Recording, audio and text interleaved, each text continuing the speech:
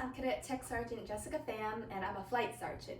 Today I'm going to be showing you all how to do a stationary movement called about face.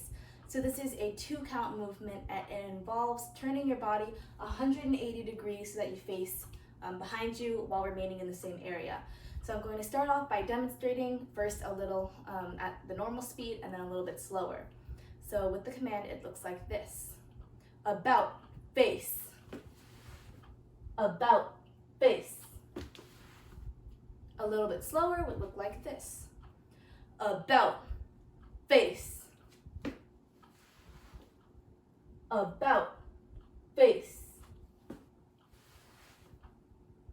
Like so.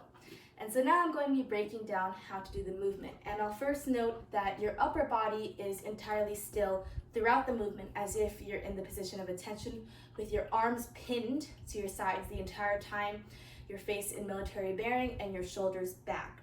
All the movement happens in the lower half. So this movement is 2 counts, and I'll start with the first count. The first part looks like this. Simple.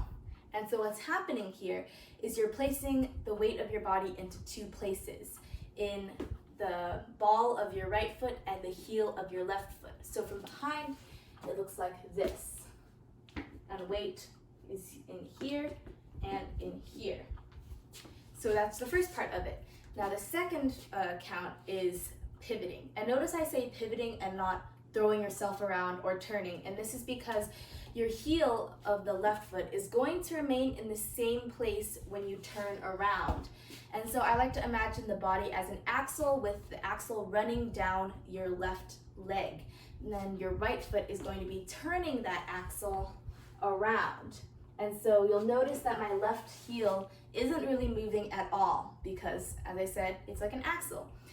And so once you go back, once you turn 180 degrees, you're going to be snapping back into the position of attention with your feet at a 45-degree angle and with your heels aligned and not any mismatch like this. So now I'm going to be demonstrating it by the numbers. By the numbers: about face. Ready, 2. By the numbers: about face. Ready, 2. And that's the movement with by the numbers.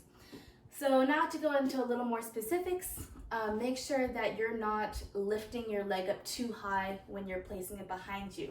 No flamingoing.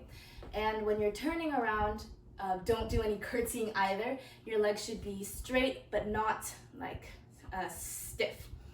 And also this movement takes some practice because not everyone is the same. People with bigger feet are going to be requiring a bigger distance than people with smaller feet. The distance that you choose also depends on the ground you're on and what shoes you're wearing. So I suggest practicing on some smoother floors with socks and something that won't give you any resistance while you're turning. This will make it easier to find your sweet spot, which is the spot every time that'll get you into the position of attention without fail.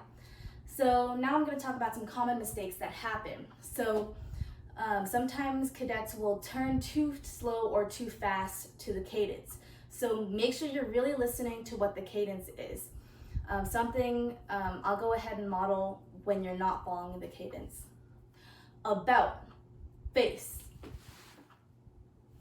Obviously, I went too fast, and the same applies for when you're going too slow. So really keep your ears out and listen to the 2 beats that the command is called, and do that for the movement. Another big no-no is adjusting your feet after you've landed already. So the reason you shouldn't do this is because it looks messy, and it really highlights that you made a mistake, because people can see when you adjust yourself after you move, even if you don't think they do. So I'll model adjusting myself after I land. Like that. So when you practice, don't adjust yourself. It'll help you more if you just realize where you made the mistake and to just practice it until you don't have to adjust yourself anymore. And so if you ever encounter yourself with your feet too close or too far, it's probably an issue with where you're placing your foot before you turn in the first count. And so if you see, if I place my feet too far apart, my heels will be too far apart. If I place my feet too close together, I'm not going to have any balance. So find that sweet spot that works for you. And if done correctly, you won't need to bend your body at all. Your body, as I said, should be a straight line or axle the entire time.